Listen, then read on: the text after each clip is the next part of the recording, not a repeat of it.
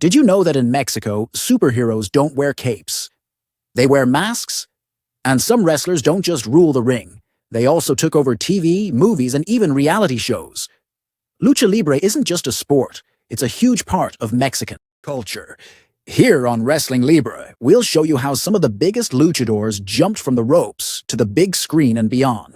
Abismo Negro on Vida TV and La Familia P. Luche. Abismo Negro was one of AKA's most feared villains, but he also showed a funny side on Mexican TV. He appeared on family-friendly shows like Vida TV and made a memorable guest spot on the hit comedy series La Familia P. Luche. This showed how wrestling can mix with comedy and family entertainment while keeping its edge. Luchadores on Hexatlón, Mexico. In recent years, wrestlers like Hijo de Octagon, Dragon Lee, Mistez's Jr., and Laredo Kid have competed on Hexatlón, Mexico, a super popular reality obstacle race. They proved their strength and agility extend beyond wrestling, showing millions of viewers their determination and spirit. This helped fans see the real athletes behind the masks and get to know their personalities off the ring. Tinieblas and Lucha in Las Aventuras de Capulina. Back in the early 80s, the legendary wrestler Tinieblas made a surprising jump to TV alongside a tiny sidekick named Lucha, a mischievous little Mayan elf. They starred in Las Aventuras de Capulina, a popular comedy series with beloved Mexican comedian Gaspar Hernán, aka Capulina, known as the king of clean humor.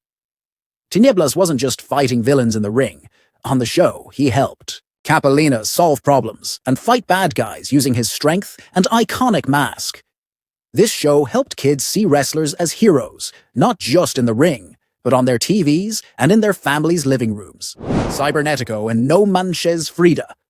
In 2016, No Manches Frida, one of Mexico's biggest comedy hits, featured Cybernetico, a top heel from the A wrestling promotion. Playing himself in a wild scene, he brought that fierce wrestling energy to the big screen, proving that lucha stars still pack a punch, even in comedy movies. Silver King in Nacho Libre. In 2006, Nacho Libre hit theaters, a comedy starring Jack Black about a monk secretly wrestling to support an orphanage. The movie's villain, Ramses, was played by none other than Silver King, a real-life Mexican wrestling legend and brother of Dr. Wagner Jr. Silver King's involvement gave the fight scenes authentic lucha flavor and introduced millions worldwide to the art of Mexican wrestling. Even though it's a comedy, this movie was many people's first glimpse into Lucha Libre. El Sagrado. From soap opera to real wrestler.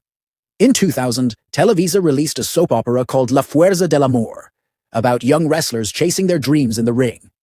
One character, El Sagrado, played by actor Alfredo Adame, became so popular that the real wrestling company CMLL created an actual wrestler based on him. With his mask and mystical vibe, El Sagrado went from TV fiction to a real luchador performing in arenas across Mexico. It's a perfect example of how TV and wrestling influence each other in Mexican pop culture. Mascarita Sagrada in Feast of Three.